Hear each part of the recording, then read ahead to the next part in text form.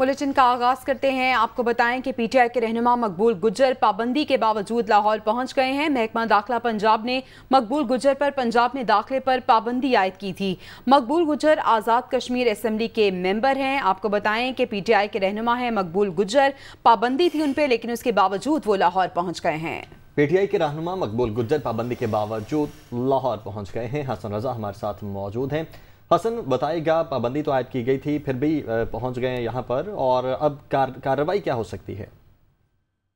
देखिए, महकमा दाखिला पंजाब ने इस मामले का फौरी नोटिस देते हुए पुलिस को ये अहकाम जारी किए हैं कि इनको हर सूरत गिरफ्तार किया जाए और पाकिस्तान तहरीक इंसाफ के रहनुमा और रुकने आज़ाद कश्मीर असम्बली मकबूल गुज्जर पर महकमा दाखिला पंजाब ने जब गुज़श्ता रोज इजलास में सदारत की थी सूबाई वजीर अताउल्लाह तारा ने, उसके बाद इन पर जो है पाबंदी लगाने के हवाले से नोटिफिकेशन जारी कर दिया था होम डिपार्टमेंट ने।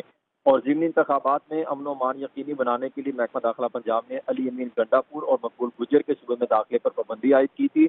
मकबूल गुज्जर के लाहौर पहुंचने पर पुलिस भी उन्हें हिरासत में लेने पहुंची और पुलिस ने हुकूमती ऑर्डर पर मकबूल गुज्जर से दस्तखत कराए।